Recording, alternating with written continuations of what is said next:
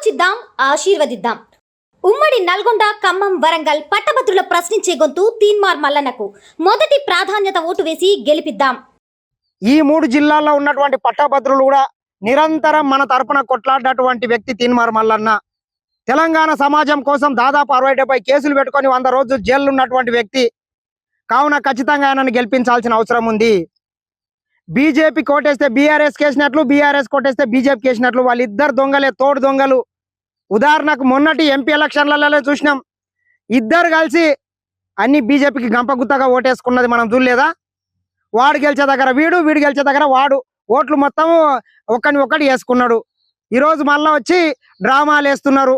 నీవెన్ని డ్రామాలు వేసినా, నీవెంత చేసినా నీ పార్టీ మాత్రం ఇంకా డిపాజిట్లు కూడా వచ్చే అవకాశం లేదు.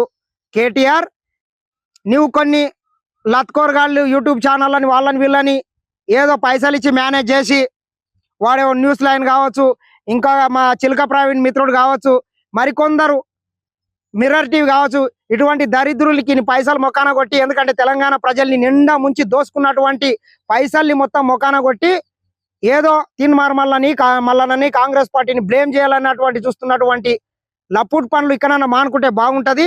ఎవడు ఎన్ని కుట్రాలు చేసినా, ఎన్ని కుతాంతాలు చేసినా రాబోయే ఎన్నికలల్లో ఖమ్మం, నల్గొండ, వరంగల్ ఎమ్మెల్సీ ఎన్నికలల్లో భారీ మెజార్టీతో తీన్మార్ మల్లన్న గెలవడం ఖాయం. నీవు రాసి పెట్టుకోండి. కావున దయచేసి అందరూ తీన్మార్ మల్లన్న కోటేసి భారీ మెజార్టీతో గెలిపించాలని మరొకసారి కోరుకుంటున్నాం. ఎందుకంటే తెలంగాణ సమాజం కోసం తీన్మార్ మల్లన్న చాలా కొట్లాడిండు, చాలా కేసులు పెట్టుకున్నాడు. రకరకాల ఆయన ఫ్యామిలీ కూడా ఇబ్బంది పడ్డది. ఖచ్చితంగా ఈ సందర్భంలో మనమంతా తీన్మార్ మల్లన్నకు మద్దతు ఇచ్చి ఆయనను భారీ మెజార్టీతో గెలిపించుకోవాలని మరొకసారి కోరుకుంటున్నా. నమస్తే మిత్రులారా. ఆలోచిద్దాం, ఆశీర్వదిద్దాం. ఉమ్మడి నల్గొండ, ఖమ్మం, వరంగల్ పట్టభద్రుల ప్రశ్నించే గొంతు తీన్మార్ మల్లన్నకు మొదటి ప్రాధాన్యత ఓటు వేసి గెలిపిద్దాం.